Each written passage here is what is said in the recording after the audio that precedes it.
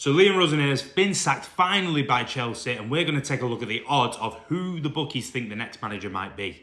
Now, this has been coming for a little while now. There's been a massive dip in form recently from Chelsea. And I think the writing's been on the wall with the players' comments during the international break as well, that he was eventually probably going to get the boot, unfortunately for him. And I think Chelsea fans will agree with me, this appointment is so important. This appointment could potentially get them back on that positive road that they were on with Enzo Maresca in charge, or could potentially set them back years and take a long time to recover. So I've taken these odds from TalkSport, and there's some really interesting names on there that I think actually could be worth a look at. Now, from my opinion, I believe Chelsea probably need a bit of an older head, a bit of an experienced manager to take this young group forward. I think at the moment they've got such a young group, and the last thing a young group needs is probably a young manager without any experience, especially when the board themselves don't have much experience within football. I think they need an experienced head in there to guide this young talent and make it into something that, to achieve the potential that they have. But looking at the list, some of the names that pop out to me. First, you've got Iraola. I think that's a shoo-in that they're going to be looking at him. Just announced that he's going to leave Bournemouth at the end of the season. He's going to be looking for a big job. He's going to be looking for that step up. I think it would be a great appointment, really.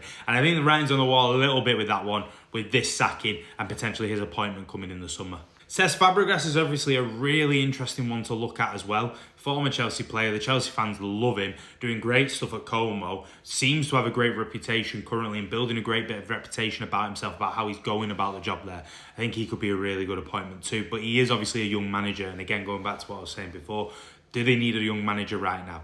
Do they need probably someone who's a bit older, can command some respect as soon as they walk in through the door? Maybe Cesc Fabregas can do that because of his track record and his status at Chelsea, but maybe they need someone with a bit more experience who's been round the block a little bit. I know before they appointed Liam Rosenior, I think they were linked with Filipe Luis, and I think he had an interview which caused him getting sacked from his job in Brazil. So maybe they might revisit that one. Again, don't know much about his track record, but that could be a potential. But if I was the Chelsea board, and I think a lot of people would agree with me on this one, I think you should be going all out to try and get Luis Enrique from PSG, or at least just tempt the water, see what he's saying. Because it looks like United are probably going to get Carrick as their full-time manager. And let's be honest, Pep's probably staying at City for another season, in my opinion. So what other top jobs are there really out there? Luis Enrique, I would be going all out to try and convince him to come to Chelsea. Would he come? Probably not. And they're probably going to end up with one of these younger managers.